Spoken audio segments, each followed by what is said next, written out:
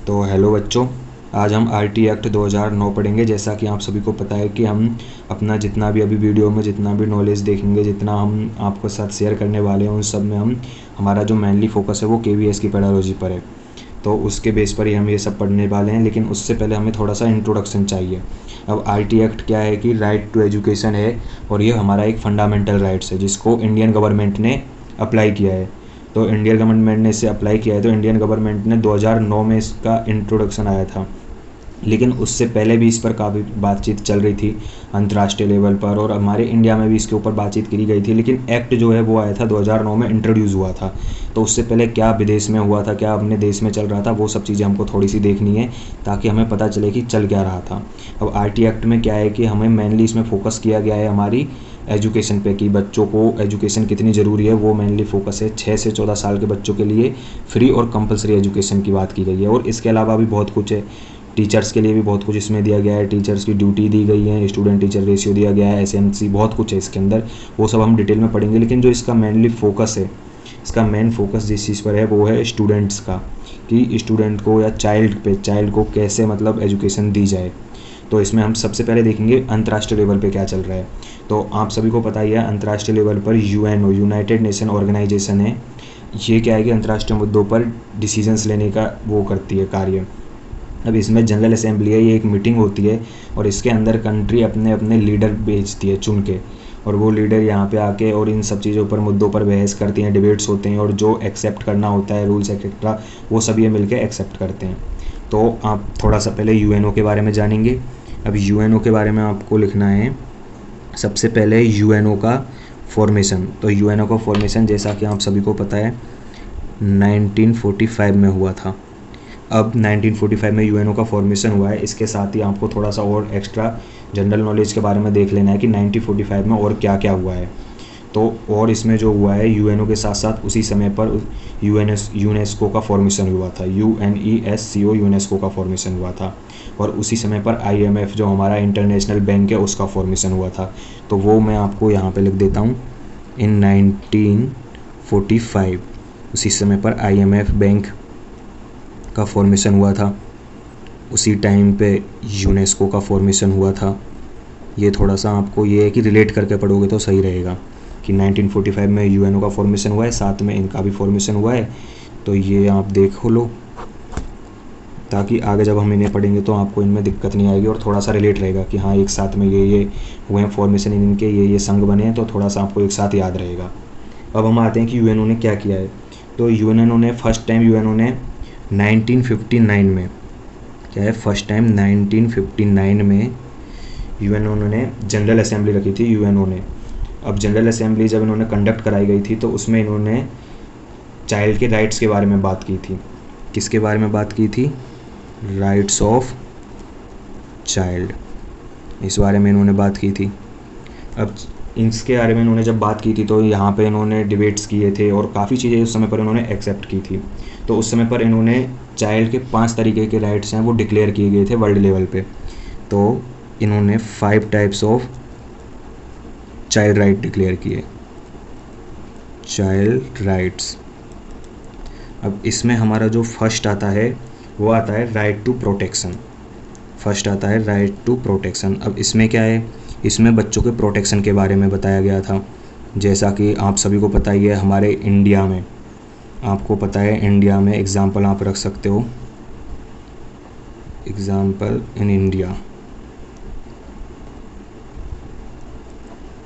NCPCR।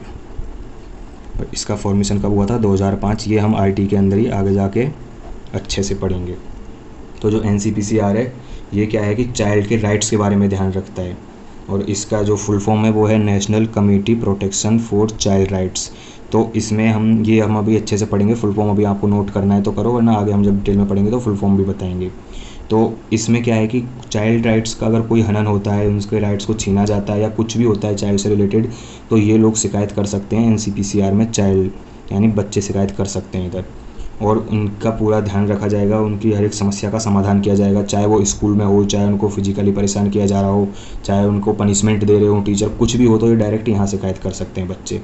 तो इस तरह से चाइल्ड राइट्स के जो प्रोटेक्शन है या जो बच्चों के जो प्रोटेक्शन है उन सब का ध्यान रखते हुए एक ये राइट बनाया गया। अब दूसरा जो अधिकार था, दूसरा अधिकार हमारा रखा गया है राइट टू एजुकेशन, जिसके बारे में हम पढ़ रहे हैं और इसके बारे में तो हमें पूरा डिटेल में पढ़ना ही है राइट टू एजुकेशन के बारे में। तो ये एक दूसरा अधिकार बनाया गया था राइट टू एजुकेशन, जैसा कि ये रहा हमारा RT एक्ट 2009। तो राइट टू एजुकेशन पूरा रिलेटेड है, ये हम आगे डिटेल में पढ़ेंगे। अब जो तीसरा इन्होंने राइट रखा है, तीसरा राइट इन्होंने रखा था हेल्थ से रिलेटेड। तीसरा राइट रखा है राइट टू हेल्थ केयर का। इसमें क्या है कि हेल्थ रिलेटेड जितने भी हमारी प्रॉब्लम्स आ जाती हैं वो सब इसमें के अंडर आती हैं। Health related like hygiene problem, इन सब के बारे में जितने भी हमारे अभियान वगैरह चलते हैं ये सब हेल्थ रिलेटेड हैं, ये सब आ जाते हैं इसके अंदर। अब अगला जो चौथा इन्होंने अधिकार रखा था राइट टू, टोटल 5 इन्होंने अधिकार रखे थे, शेल्टर।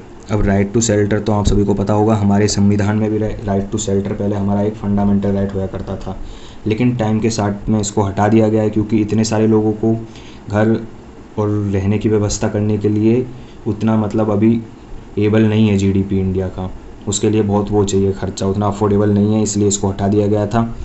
अब उसके बाद में लास्ट अपना पांचवा राइट आता है यहाँ पे न्यूट्रिशंस, राइट टू न्यूट्रिशन। अब इसमें क्या है, इसमें पोषण वगैरह के बारे में, जैसे कि आप इसमें एग्जांपल ले सकते हो इंडिया का, in India mid day meal, जो मिड डे मील है वो स्टार्ट करी गई थी न्यूट्रिशंस को ध्यान में रखते हुए, और इसका प्राइमरी जो फोकस था वो ड्रॉप रेट को कम करना भी था कहीं ना कहीं, ताकि बच्चे खाना वगैरह इन सब की बच्चों को कमी ना हो और उनके पेरेंट्स उनसे काम ना करवाएं, इसलिए वो लोग स्कूल आएँ। तो इसमें ड्रॉपिंग रेट जो बच्चों की बढ़ रही थी उसका भी ध्यान रखा गया था, और ये आया था अपना 1995 में। इसके बारे में भी हमें आगे पढ़ना है, अभी जस्ट आप इतना याद रख के छोड़ सकते हो। अब इसके बाद में इतने 5 राइट ये जब इन्होंने डिक्लेयर कर लिए, उसके बाद में भी काफ़ी कुछ आया जो कि हमारे एग्ज़ाम के पॉइंट ऑफ व्यू से ज़्यादा ज़रूरी नहीं है। अब इसके बाद हमें जो डिस्कस करना है, डायरेक्ट करना है 1989 में एक और इन्होंने जो है कॉन्फ्रेंस रखी थी UNO ने। तो एक और कॉन्फ्रेंस अब रखी है डायरेक्ट इन्होंने, जिसको कहते हैं UNCRC, और ये जो कॉन्फ्रेंस इन्होंने रखी थी 1989 में रखी थी, जिसका जो फुल फॉर्म है वो भी आपसे कभी कभी पूछ लिया जाता है। इसका फुल फॉर्म है United nation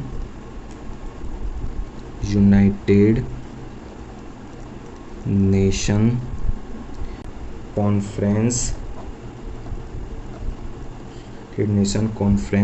on rights of the child. इसमें पूरा चाइल्ड पे ही फोकस किया है, इसका नाम भी वही रखा है, United nation conference on rights of the child. अब इसके अंदर क्या किया गया था, उन्होंने पहले 5 किए थे, अब इसमें 1989 में इन्होंने 1 कम करके इसको 4 कर दिया गया है, और बस इससे ज़्यादा इन्होंने इसमें भी कुछ नहीं किया गया था। इसमें सारे कंट्रीज़ के जो लीडर आए थे और वही सब इन्होंने मुद्दे सब अपने डिस्कशन किए थे, और उसके बाद में ये फाइनली इस डिसीजन पे आए कि 1989 में जो ये इनका हुआ था कॉन्फ्रेंस, उसमें इन्होंने 4 राइट्स के बारे में बताया जो डिक्लेयर कर दिए इन्होंने, और उसके साथ में कुछ रूल्स भी किए थे इन्होंने डिक्लेयर, और उन सबको इम्प्लीमेंट किया था। तो पहले हम राइट्स देख लेते हैं, उसके बाद में उसका इम्प्लीमेंट डेट और इंट्रोड्यूस डेट देख लेंगे। तो जो 4 राइट इन्होंने बताए थे उस समय पर, सेम उनसे थोड़ा सा नाम बदल दिया, कुछ सेम उठा के रख लिए थे। तो पहला है राइट टू लाइफ। अब ये तो सबका ही अधिकार होना चाहिए वैसे, राइट टू लाइफ यानी जीने का अधिकार, और इसको आप कह सकते हो राइट टू सर्वाइवल। ओके, जीने का अधिकार। और अब इसके अलावा दूसरा आप इसको देख सकते हो राइट टू डेवलपमेंट, यानी कि विकास करने का अधिकार। किसी को भी विकास करने का अधिकार होता है तो ये राइट टू डेवलपमेंट है, ग्रोथ करने का, अपनी ज़िंदगी में आगे बढ़ने का अधिकार। अब आ जाता है अपना तीसरा अधिकार जो कि राइट टू सिक्योरिटी है, वही प्रोटेक्शन, इनका इन्होंने नाम बदल दिया, इस बार इन्होंने सिक्योरिटी रख दिया। तो अगला आ जाता है अपना राइट टू सिक्योरिटी यानी सुरक्षा। बच्चों की सुरक्षा भी एक ज़रूरी मुद्दा है। और चौथा जो लास्ट इन्होंने रखा है राइट टू पार्टिसिपेशन, और जो राइट टू पार्टिसिपेशन है ये बहुत ज़्यादा ज़रूरी है बच्चों की नज़र से अगर हम देखें तो, क्योंकि बच्चे अगर सोशली पार्टिसिपेट होंगे, समाज में हिस्सा लेंगे, तो उससे क्या है, उनका डेवलपमेंट अच्छा होता है। तो इसलिए ये बच्चों के नज़रिए से बहुत ज़्यादा ज़रूरी है। तो ये इन्होंने 4 राइट उस समय पर डिक्लेयर किए, और ये जो डिक्लेयर किए तो इस समय पे इन लोगों ने, जनरल असेंबली ने इनको इंट्रोड्यूस किया।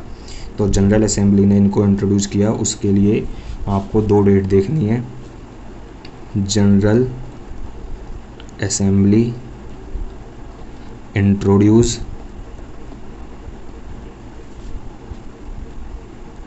और ये डेट है हमारी, जनरल असेंबली ने जो इंट्रोड्यूस किया था 20 नवंबर 1989, जो कि सेम जिस समय कॉन्फ्रेंस हुई थी उसी टाइम पे इसको इंट्रोड्यूस किया था।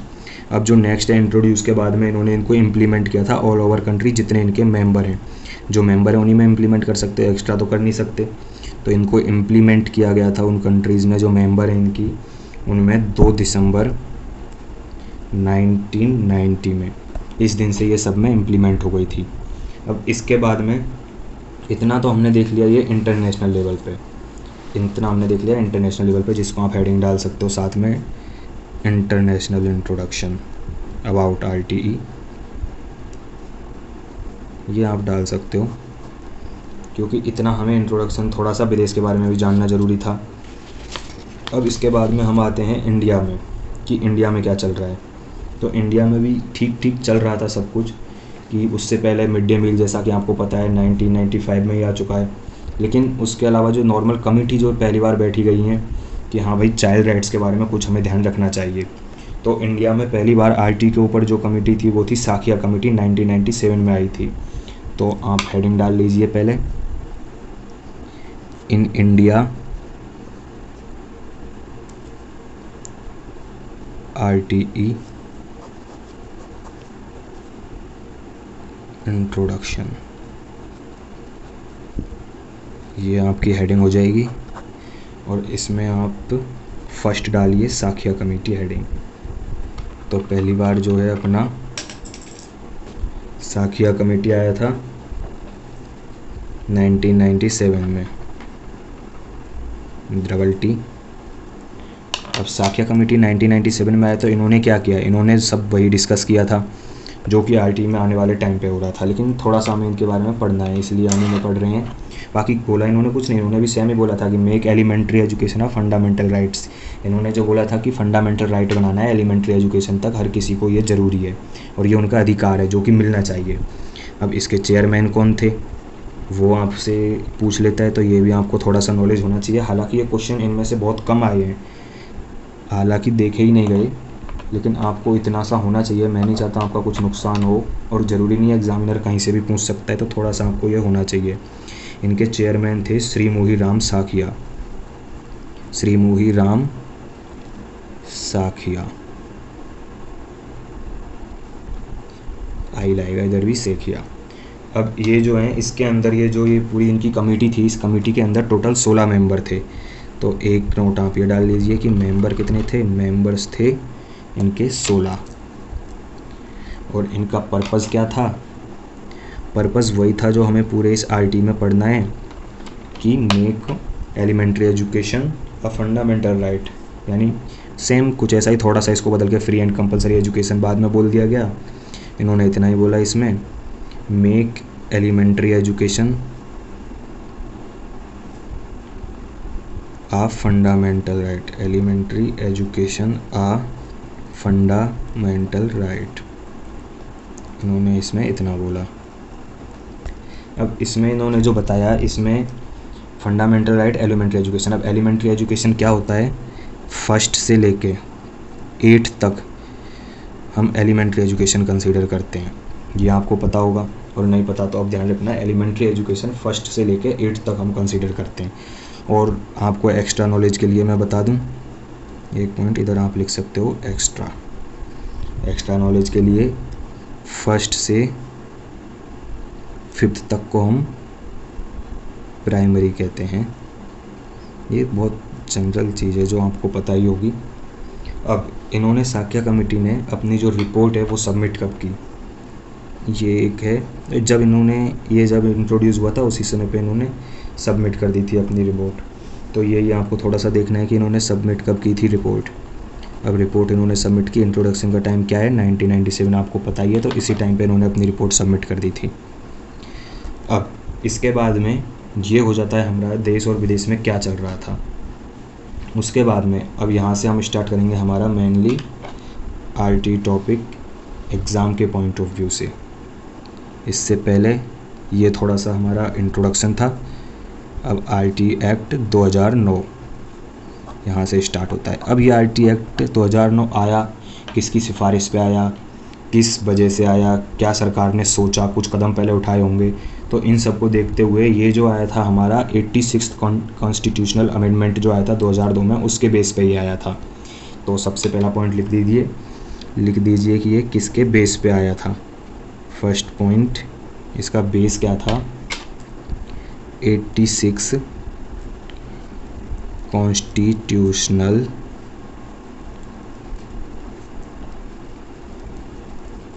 अमेंडमेंट, और इसका ईयर था 2002।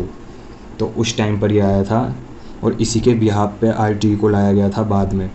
तो उसमें क्या कहा गया था, इसमें इन्होंने कहा गया था 86 में कि जो एजुकेशन है, हमारी एजुकेशन जो सेम हमारा हमने ऊपर पढ़ा है, ये एलिमेंट्री एजुकेशन को फंडामेंटल राइट्स करते हैं, तो वही इसमें कहा गया था, provide free and compulsory education from 1st to 8th, या एलिमेंट्री एजुकेशन, सेम वही बात इन्होंने बोली है। तो वही आप यहाँ पे लिख दोगे, प्रोवाइड फ्री। अब जैसा कि ऊपर इन्होंने बोला था फंडामेंटल राइट के बारे में, यहाँ तो फंडामेंटल राइट यानी कि अधिकार है, और अधिकार है तो गवर्नमेंट का बच्चों को अधिकार प्रोवाइड कराएगी। तो फ्री एंड कंपलसरी कैसा भी करवाना तो उन्हें पड़ेगा ही। जो बच्चे नहीं खरीद सकते या जो शिक्षा को परचेज नहीं कर सकते, उनके लिए तो गवर्नमेंट को ये करना ही पड़ेगा। तो provide free and compulsory education from same जो मैंने ऊपर आपको लिखाया 1st to 8th, इन्होंने ये बोला। और या फिर इसको आप कह सकते हो elementary education.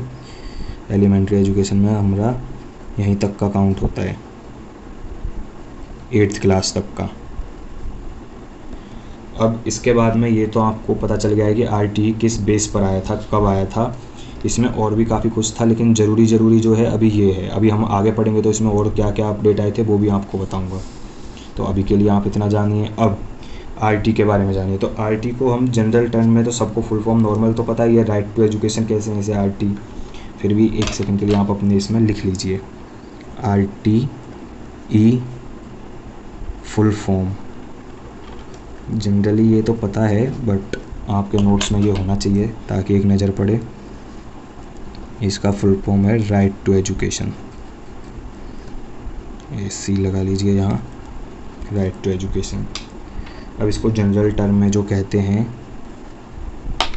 Right of children, right of children to free and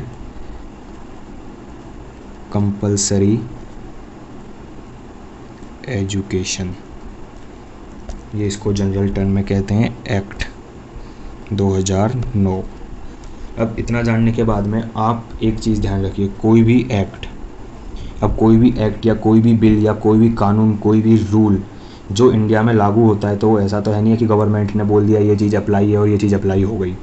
ऐसे तो डायरेक्ट होती नहीं है, हर चीज़ का एक तरीका होता है। तो जैसा कि इंडिया में क्या होता है, सबसे पहले आप सबको पता होगा, सबसे पहले कोई भी बिल अगर पास करना है तो वो पार्लियामेंट में आता है, और पार्लियामेंट में सबसे पहले वो राज्यसभा में आता है, और राज्यसभा के बाद वो लोकसभा के पास आता है। जब राज्यसभा उसे अप्रूव कर देगी उसके बाद वो लोकसभा के पास आएगा, और लोकसभा उसे जब अप्रूव्ड कर देगी तो लोकसभा के बाद में वो प्रेसिडेंट साइन करेगा, और जब प्रेसिडेंट साइन कर देगा उसके बाद में वो आगे अप्लाई होगी। तो उससे पहले अगर नहीं साइन करेगा प्रेसिडेंट तो उसके बाद में ये नहीं होगी अप्लाई, पूरी पावर होती है उनके पास में। तो ऐसे ही आरटी की प्रोसेस थी। अब आरटी में आपसे एग्जामिनर क्वेश्चन करता है कि पार्लियामेंट में कब आया था, तो एक ये आपके लिए ज़रूरी है कि पार्लियामेंट में आरटी पार्लियामेंट ने कब अप्रूव किया था इसे, ये पार्लियामेंट में अप्रूवल कब मिला था। तो ये क्वेश्चन में आपको डेट है 4 अगस्त, ये आपको याद करनी है, 4 अगस्त 2009 अब जैसा कि आप सभी को पता है, पहले राज्यसभा में आता है, फिर लोकसभा में आता है, फिर प्रेसिडेंट करता है अपना साइन। तो ये जो है अप्रूवल मिला है इसे। अगर अप्रूवल मिल गया पार्लियामेंट में, यानी कि बाद में किस में आता है, लोकसभा में, तो इसे अप्रूवल भी लोकसभा से मिला होगा। तो आप इसे नीचे ब्रैकेट में लिख सकते हो, लोकसभा से मिला है। और अगर आपको जनरल नॉलेज के लिए जानना है तो मैं आपको बता दूं कि जो राज्यसभा में ये आया था उसका डेट है 20 जुलाई 2009। इस टाइम पे ये राज्यसभा में आया था। अब इसे पार्लियामेंट से अप्रूव मिल चुका है, इन दोनों सदनों से, ये लोकसभा से और एक राज्यसभा से। इसके बाद में इसे अप्रूवल कौन देगा, इसके बाद में इसे अप्रूवल देंगे हमारे देश के प्रेसिडेंट। तो अगली डेट आपको प्रेसिडेंट की याद रखनी है, प्रेसिडेंट। और प्रेसिडेंट ने इन्हें अप्रूव कब किया था या साइन कब किए थे, आप कह सकते हो अप्रूवल और साइन। ये किया था प्रेसिडेंट ने अप्रूवल और साइन इनको 26 अगस्त 2009। अब प्रेसिडेंट ने इन्हें साइन कर दिया है 26 अगस्त को। तो आप एक बात बताइए कि 26 अगस्त को प्रेसिडेंट ने यहाँ पे साइन करा, उसके बाद क्या साइन करते के साथ ही तुरंत लागू हो जाएगा कोई रूल? नहीं। ये जो कैलेंडर होता है पूरा वार्षिक ईयरली कैलेंडर, उसके हिसाब से उस टाइम पर ये चीज़ें लागू करनी होती हैं। तो इन्होंने अप्रूवल मिलने के बाद में इसको अगले साल, ये मेन क्वेश्चन फंसता है सबको, जैसे याद रहता है आरटी एक्ट 2009, तो उसमें कब अप्लाई हुआ क्वेश्चन कर लेगा, कब देश में ये लागू हुआ। तो देश में कब लागू हुआ उसका सबको लगता है कि ये देश में लागू इस टाइम पे हुआ होगा 2009 में, और सब वही लगाते हैं, लेकिन इसका आंसर है अगले साल लागू हुआ था। अब आप अगले साल का ये देखो कि इम्प्लीमेंट इन इंडिया, अगला पॉइंट है अपना कि आरटी इम्प्लीमेंट कब हुआ था। तो ये देखिए इम्प्लीमेंटेशन ऑन, और ये डेट आपके लिए थोड़ी ज़रूरी है। अधिकतर अब इसी से आता है क्वेश्चन, क्योंकि सबको 2009 तो याद है, पर ये किसी को याद नहीं रहता कि ये अप्लाई देश में जब लागू हो गया था 2010 में 1 अप्रैल को हुआ था। अब ये 2010 में अप्रैल को लागू हो जाता है। अब इसके बाद में आगे इसका पर्पस क्या था ये हमें जानना है। आगे इसका पर्पस क्या है, इसको लाने का कुछ पर्पस रहा होगा। मेन पर्पस तो मैंने आपको बता दिया है कि इसका पर्पस क्या था, फ्री एंड कंपलसरी एजुकेशन देनी थी। लेकिन उसके साथ साथ इसका नो डिटेंशन पॉलिसी जो आपने सुना होगा, जो कि अभी हट चुकी है, वापस जब आरटीई में इसको वापस से संशोधन किया गया है 2024 में, तो ये हट चुकी है। इसके संशोधन हुए 2024 में हुआ, उससे पहले 2019 में हुआ। उस समय पे 2019 में भी इसी में किया गया था, नो डिटेंशन पॉलिसी में, लेकिन उस समय से पूरी तरह से नहीं हटाया गया। अब 2024 में इसे हटा दिया गया है। ये हम आपको बाद में, अभी जब संशोधन पढ़ेंगे इसके तब बताएंगे। तो जो नो डिटेंशन पॉलिसी है इसको रखा गया था। अब नो डिटेंशन पॉलिसी में क्या है कि बच्चों को फेल नहीं करना, कब तक, up to 8th class, first से लेकर 8th क्लास तक फेल नहीं करना बच्चों को। अब इसका मेन उद्देश्य था कि अगर बच्चे फेल हो जाते थे तो वो ड्रॉप आउट कर लेते थे। ड्रॉप आउट का मतलब है कि बच्चे स्कूल छोड़ देते थे। लेकिन अब इसका मेन उद्देश्य क्या है कि अगर वो फेल नहीं होंगे तो वो आगे भी अपनी पढ़ाई जारी रख पाएंगे, तो 8th क्लास तक उन्हें एजुकेशन मिलेगी। लेकिन शुरुआत में तो इनका ये टारगेट था कि इससे हमें ड्रॉप आउट का रेट कम मिलेगा। लेकिन धीरे धीरे जब इसको ऑब्जर्व करा गया, अच्छे से देखा गया, तो सरकार को पता चलता है कि बच्चे पढ़ते नहीं हैं, 8वीं तक पास हो जाते हैं, फिर 9वीं में जाके एकदम से उन पर वो जाता है। जब वो फेल हो जाते हैं, उनके बेसिक्स क्लियर नहीं रहते, तो जब फेल होने के बाद में वो 9th में एकदम से ड्रॉप आउट रेट बढ़ गया। जब बढ़ गया तो इसके ऊपर संशोधन हुए, जो कि हम आपको आगे डिटेल में पढ़ाएंगे। अभी बस आप इतना जानिए, इसका एक ये भी पर्पस था। अब इसके बाद में ये हो गया। अब थोड़ा सा ये जैसे फंडामेंटल राइट्स में आता है, ये हमारे जब 86 अमेंडमेंट हुआ तो ये फंडामेंटल राइट में हमारे आया था, ऐड किया गया था इसे। तो उससे आप थोड़ा सा एक्स्ट्रा एक ये चीज़ याद रखेंगे, यहाँ पे लिख देता हूँ मैं, कि जो हमारे फंडामेंटल राइट्स हैं, क्या है, फंडामेंटल राइट हमारे 12 नंबर आर्टिकल से 35 नंबर आर्टिकल तक संविधान में है। इन कॉन्स्टिट्यूशन, और इसके अलावा कौन से पार्ट में है, तो ये पार्ट 3rd भी आपको थोड़ा सा याद रख लेना है, पार्ट 3rd में है। अब इसके बाद में इतना हो गया, इतने होने के बाद में अब हमें आगे इसमें डिटेल में देखना है कि जब ये उस समय पर कॉन्स्टिट्यूशनल अमेंडमेंट हुआ था तो क्या ऐड किया गया, कौन सा आर्टिकल ऐड किया गया। तो अब ये लिखिए आप, उससे आगे जब ये 86 नंबर का अमेंडमेंट हुआ था कॉन्स्टिट्यूशनल, अब मैं आपको बार बार सेम नहीं लिखवाया करूँगा, CA शॉर्ट फॉर्म लिखवा दूँगा जब भी हम ये बात करेंगे। ये लास्ट टाइम मैं आपको अमेंडमेंट लिखवा रहा हूँ, आगे आप ध्यान रखेंगे। तो इसमें क्या किया गया था, आर्टिकल 21A जोड़ा गया था और यही हमारा क्या है, free and compulsory education up to elementary, यहाँ तक का। अब इसके बाद में RT एक्ट है जिसके खुद के आर्टिकल 38 हैं। ये भी एक मेन पॉइंट है जो आपको समझना होगा। जैसे हमारे संविधान के अपने आर्टिकल हैं, तो संविधान के अपने आर्टिकल हैं, आपने सुना होगा 343 हिंदी जो हमारी राज्य भाषा बनी हुई है उसके लिए है। ऐसे मतलब आपने काफ़ी सुने होंगे। आर्टिकल 14 जो है वो अमीर गरीब में भेदभाव नहीं कर सकते, इन सब में है। तो उसी तरीके से जो हमारे संविधान के आर्टिकल है वैसे ही RTE के एक्ट के भी खुद के अपने आर्टिकल हैं।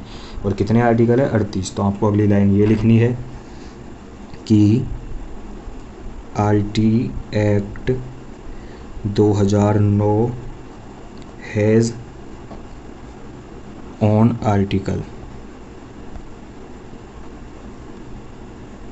और कितने आर्टिकल हैं तो आप सभी को पता है 38 आर्टिकल, मैंने अभी अभी आपको बताया।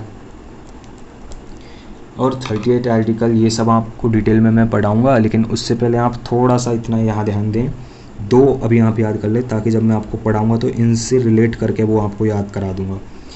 SMC का फुल फॉर्म, ये आपको होमवर्क है, आप इसको कमेंट में बताएंगे SMC का फुल फॉर्म क्या है।